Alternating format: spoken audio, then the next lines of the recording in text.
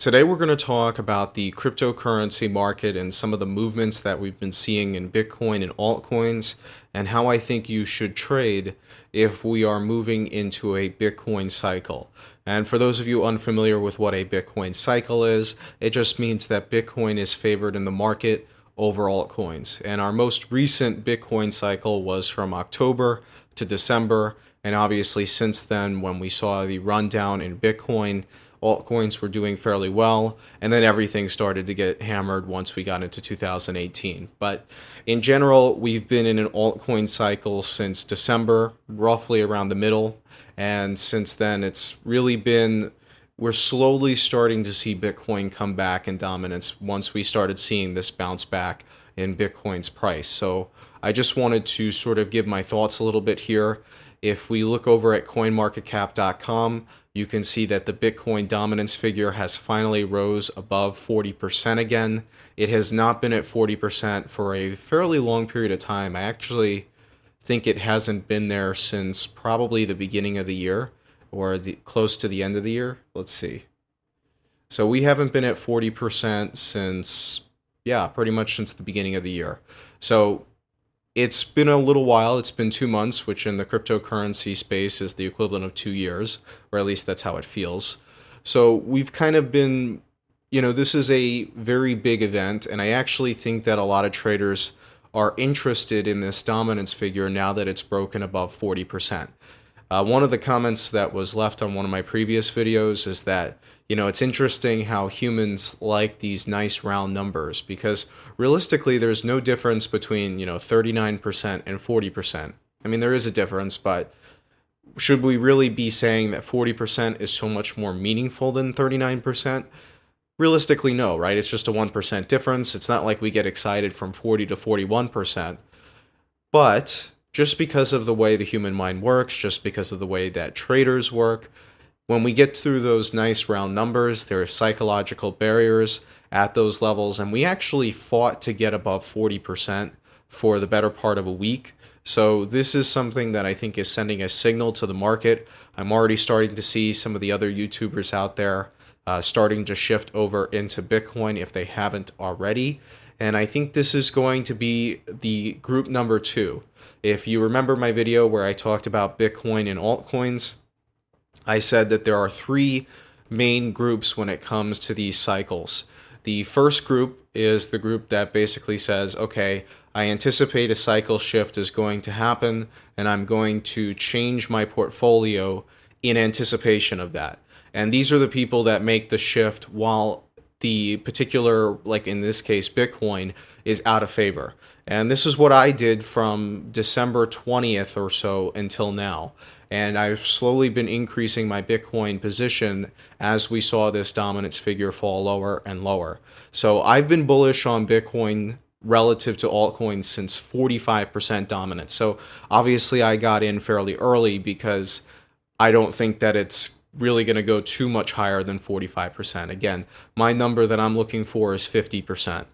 But I've been scaling into this position. I've been part of group number 1.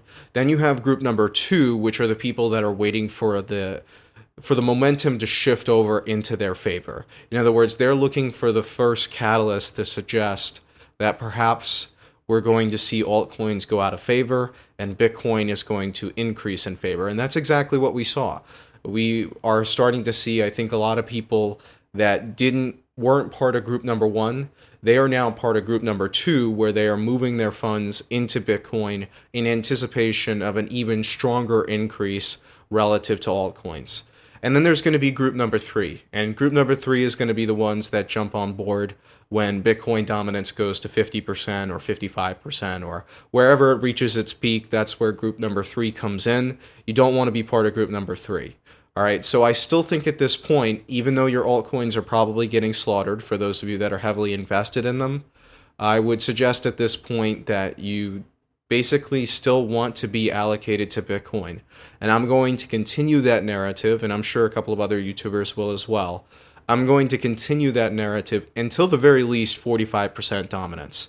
I really, again, would like to see 50% dominance myself, although it's worth noting that just because Bitcoin is a superior play, at least in my opinion, that doesn't mean that there aren't going to be altcoins along the way that aren't worth investing in. And so there are a couple of different altcoins here that I'm watching very closely. One of the more notable ones that's recently been having some pretty negative price action has been Cardano. So if I pull that up here in TradingView,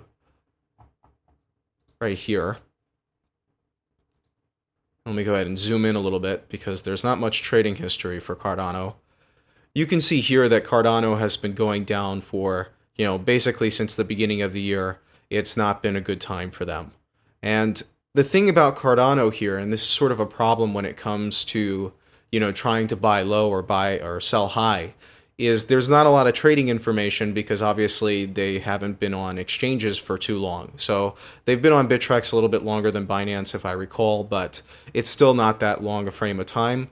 And if we go back here, really the only support levels that we have is right around where Cardano is trading at the moment. So I said I was going to get into Cardano at 3,000 Satoshi, and I never did because I was busy with other things. But I'm starting to consider now, I think I'm actually going to go long on Cardano, at least a small position. Again, I still think the project is overvalued as a whole, and I think a lot of people agree with me on that front.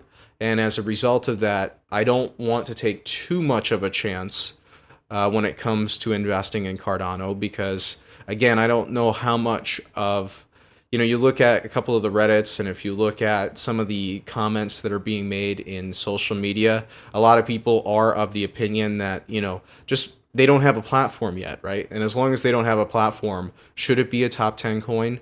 And you could ask the same question of EOS, although EOS is going to launch a little bit sooner than Cardano. But anyway, the point is, I personally think that Cardano is still overvalued, but from a trading perspective, I actually don't hate where it is right now because with the very limited trading information that we have on Cardano, there's a relatively decent amount of support at these levels. So that's an example of something that I would look for, even though I still think that Bitcoin is a superior play. There are a couple of other cryptocurrencies that I'm looking at to see if I can pick up a little bit cheaper during this particular Bitcoin cycle. One of them is XMR, but unfortunately, Monero it hasn't been moving much. I mean, if you look at Monero since the beginning of the year, it's been one of the few altcoins that has really held its position against Bitcoin very well. And it really hasn't had any strong moments where it's moved down to have a really good entry point. So unfortunately, Monero has been one that I always keep an eye on.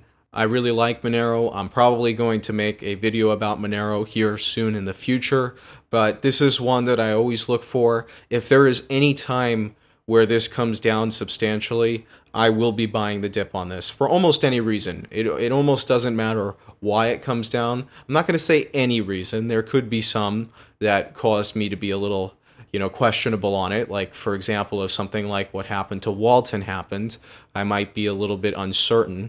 Can't believe how many people weren't able to understand my last video. I'm going to try to make the sarcasm a little bit more clear in the future. But anyway, Monero is one of those cryptocurrencies that I always try to look for, and I definitely want to buy it on any dips. So if we see a situation here during this particular Bitcoin cycle, which I think we are going into, then I am very prepared to buy a little bit more of this. In fact, I already have an order open just in case it goes down while I'm sleeping or whatever. So Monero is definitely one that I'm watching fairly closely. Another one that I'm watching, I know that you guys are going to say how much of a sellout I am or whatever else, and that's perfectly fine. Obviously, I don't get paid directly by Steam to promote them, but I do get paid on the platform, so fair disclosure there. But I actually do like Steam. Okay, there is a reason I use the platform. You guys know that I don't promote things that I don't like, and also there's a number of problems with Steam that I'll probably talk about in the future here as well. But I kind of like where Steam is going at the moment for being a purchase. You can kind of see here that it's coming close to that 200-day moving average, but there's also a relatively decent amount of support here at around that 20,000 Satoshi level. And you can also see if you scroll a little bit further back on the chart here, there is reasonable support at where it's trading at this point in time. So This is a cryptocurrency that I'm also watching very closely during this particular Bitcoin cycle. We're already starting to see it sell off fairly substantially, and these are situations that I like. Although it is worth noting that Steam, in fact, had a pretty decent pump towards the beginning of the year, so it's kind of just giving back those gains.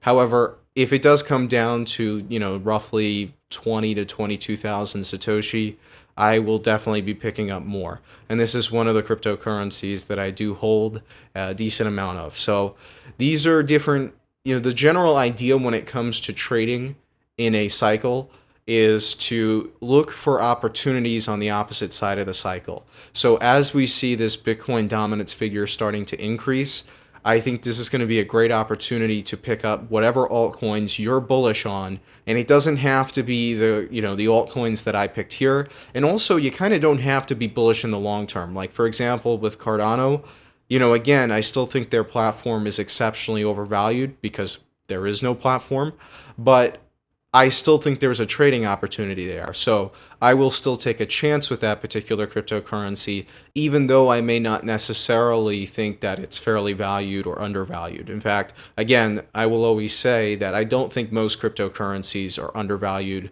I think almost all of them are overvalued, and it would be very difficult to find one that is, I would say, objectively undervalued. So what we're really trying to look for here is not objectively undervalued. We're just trying to find something that's trading next to its 100-day moving average, 200-day moving average, or towards a support line where we can buy it low and then hopefully sell towards around resistance points, which is kind of what I did with Ethereum, right? I picked up some Ethereum at 3.8 million Satoshi, and it's all the way up at 7.9 million Satoshi now. It went all the way up to, I believe, 12 million Satoshi at one point. So I think the real thing here is to always try to find a cryptocurrency, whether it's an altcoin or even Bitcoin, that is trading at support levels, and then buy it and then try to sell it towards resistance levels. As simple as that strategy sounds, it has worked remarkably well. It's a great way to take profits. It's a great way to limit your risk. And in my opinion, it's one of the few ways that you can position yourself in a market that is exceptionally volatile and take advantage of that volatility rather than to put yourself in a situation where you have to uncomfortably ride that volatility, which is what I think most people are doing. So anyway, let me know your thoughts on this particular market. I'd love to hear if you think that we are moving into a Bitcoin cycle, or do you think this increase in Bitcoin dominance has reached its peak and it's going to start turning around? I know a lot of people feel that Bitcoin is legacy technology. It doesn't have the speed that altcoins have. It doesn't have the cheap transactions that a lot of altcoins have. I know that's the big narrative when it comes to Nano, for example. So I'd be very interested in hearing what your thoughts are as to whether or not we are moving into a Bitcoin cycle. I would say we are. And if we are moving into one, the best way to position yourself is to start watching some of these altcoin positions and accumulate in the ones that really get slammed the most. So let me know your opinions, and as usual, if you like the video, make sure that you check out my Steemit, as I tend to interact a little bit more frequently on there, mostly because the number of comments is a little bit more manageable, and also the quality of the comments tends to be a little bit better. So make sure you check that out if you're interested. Otherwise, as usual, leave a like, comment, and subscription, and I will get back to you as soon as possible. Thank you for watching.